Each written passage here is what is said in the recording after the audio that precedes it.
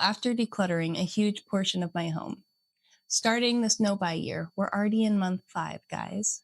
And just overall being more aware of what I'm bringing into my space, I have realized that the question I have to stop asking is, should I buy this thing? And instead, it has become, does this thing earn the space it's going to take up?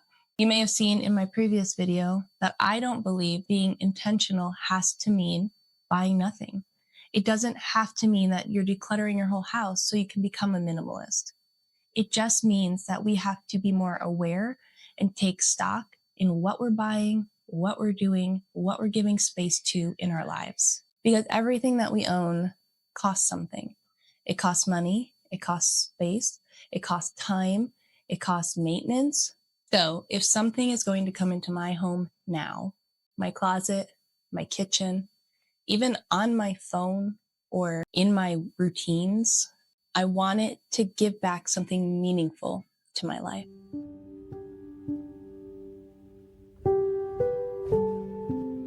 Hi friends, welcome in or welcome back. I'm Kay, and this is my little corner of the internet where we are talking about building a life that bends and doesn't break, a life you don't have to recover from, where we talk about intentional living, what realistic consistency looks like, and making sure that our money is going to what matters most.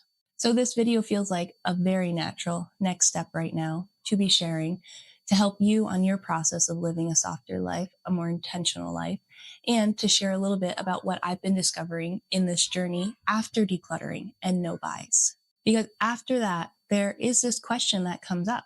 It's come up for me and maybe it's come up for you. Okay, so what gets to stay? What still earns space in my life? Because the goal is not owning nothing. The goal is being intentional about what I have. So I used to ask myself, do I need this? Do I need this shirt? Do I need these new shoes?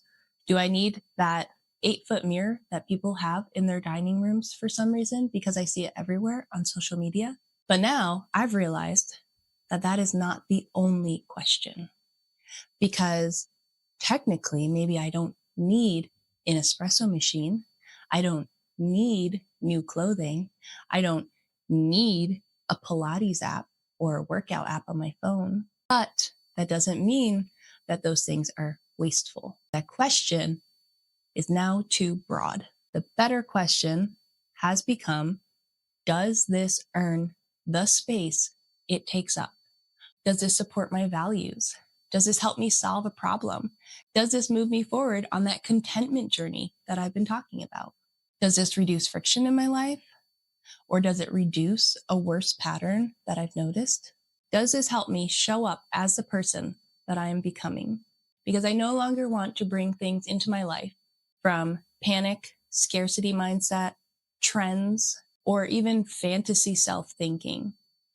You may have noticed one new question that I'm asking in my no buy journey is not only, do I want this or need this? Will this bring me contentment in the long run?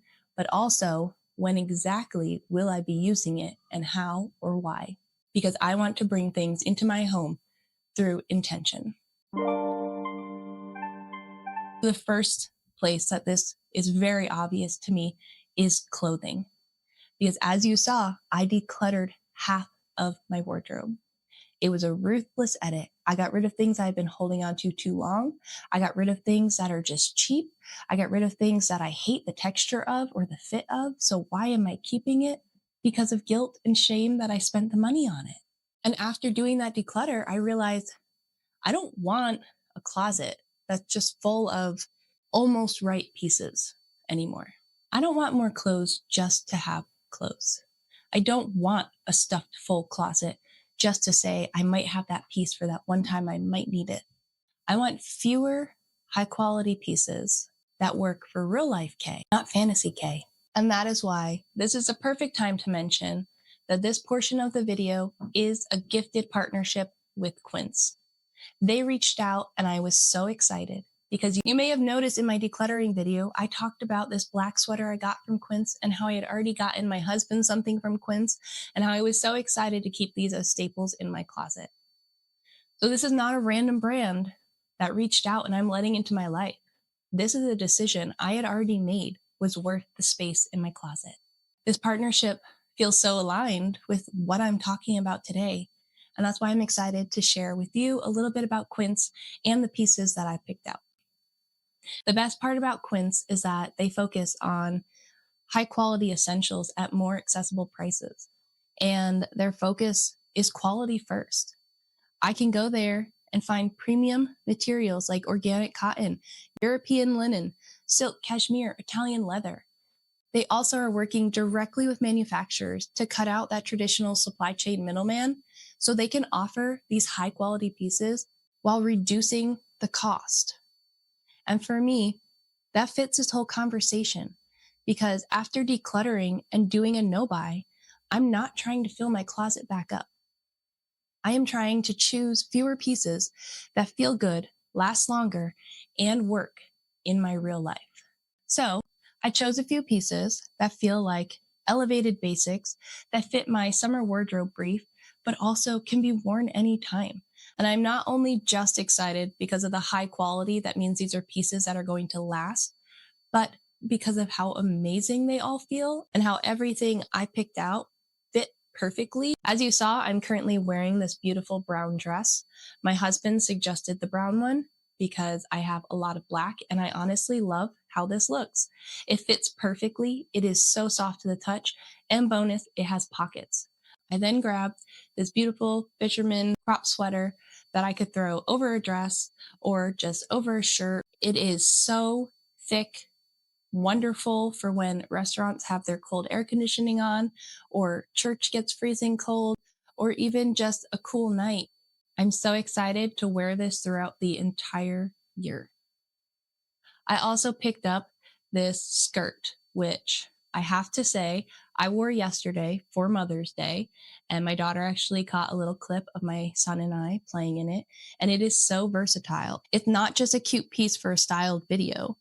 Like, this is me wearing it in real life. I wore it for Mother's Day and I ended up wearing it all day and never switching into my sweatpants that I brought to my in-laws because I was so comfy. It's 100% organic cotton. It has these beautiful tiered lengths, and it also has pockets, which is always a no-brainer for me as a mom who's always having to carry rocks or something with my kids. I paired it with this 100% organic cotton blue shirt. I needed some more V-necks, and I am pleasantly surprised at how thick and comfortable this is. And I am excited to just have this as a summer staple.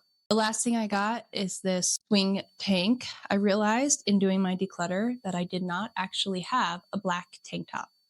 It does feel thinner than the rest of the items, and I'm going to see how it washes and wears over time, but it's the perfect staple for summer.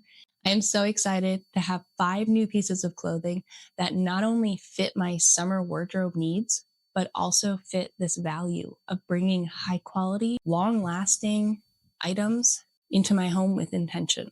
I'm going to link all of them down below. And they also offer 365-day returns, which is just amazing.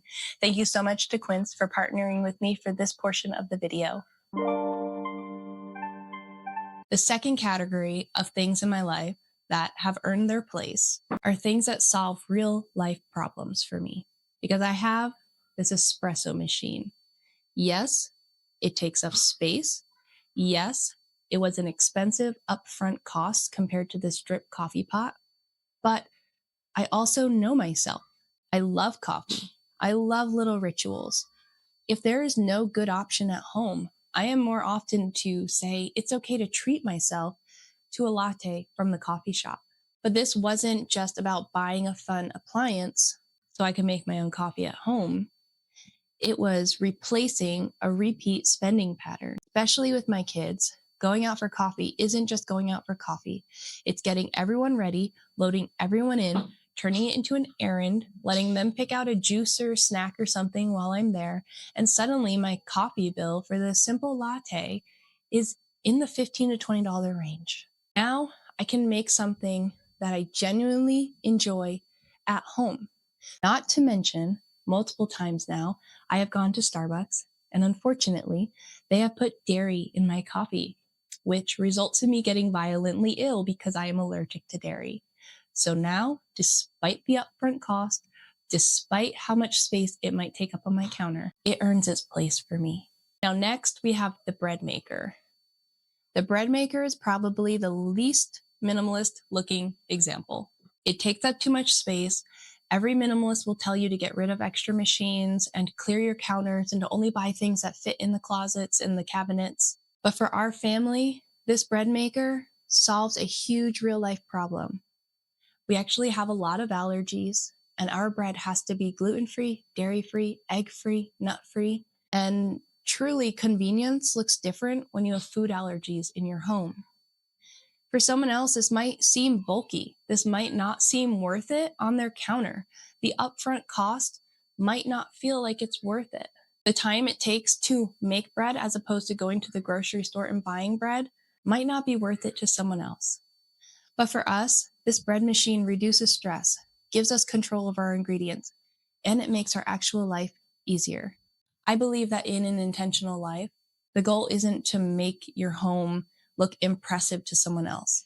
It's not to be so minimal that people walk in and say, wow, you have nothing. The goal of living an intentional life is to live in a home that supports the people who live in it.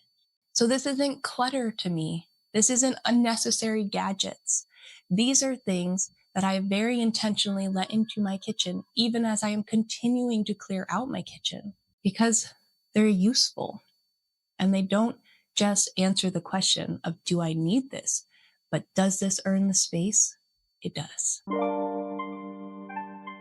The third category is a little bit different.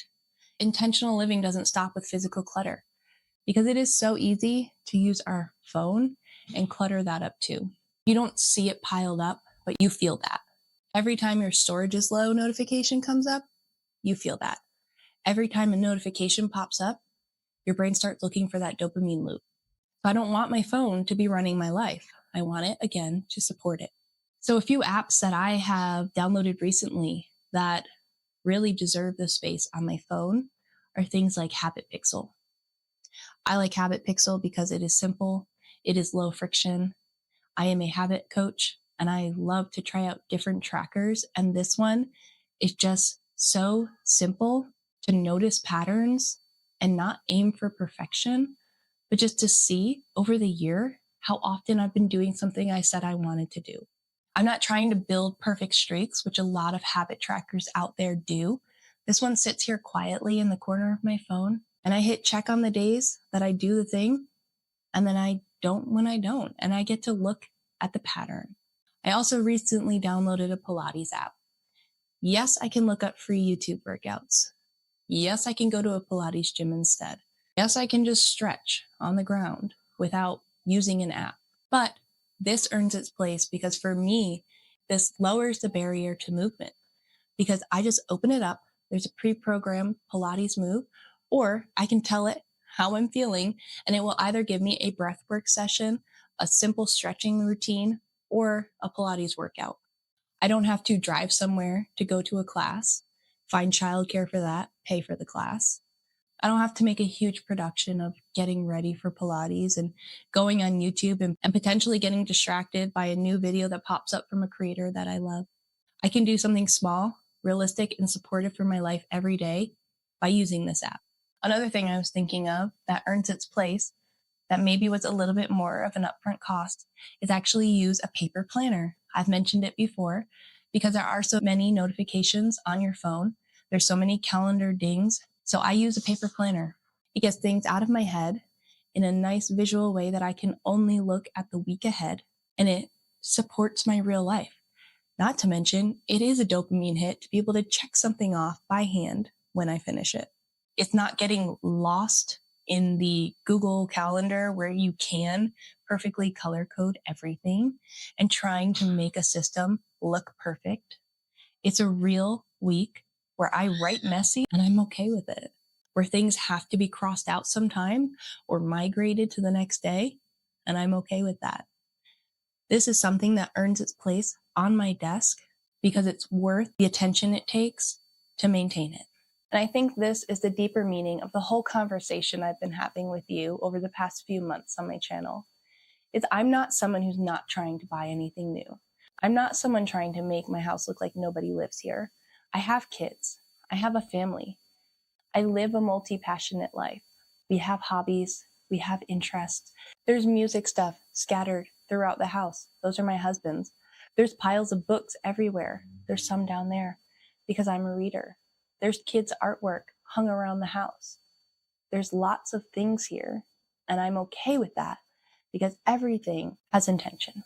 I want to stop buying from boredom, stop buying from stress, stop buying because someone told me I should on social media. And I hope you do too. Here are some questions you can ask yourself when you're thinking of bringing something into your life. Does this support my values? Does it solve a real life problem? Does this reduce friction? Does this support the person I'm becoming? Does this earn the space, time, money, or attention it requires? I would genuinely love to know in the comments, what is something that has earned its place in your life lately? Not because it's trendy, not because everyone else has it, but something that you bought on purpose because it supports who you're becoming or who you are already. All of the links to the clothes from Quince will be down below. Again, thank you to Quince for partnering with me in this video. I'm very excited because these are pieces that I was already going to bring into my life. And I am so thankful for you being here. I will see you in the next one. Bye.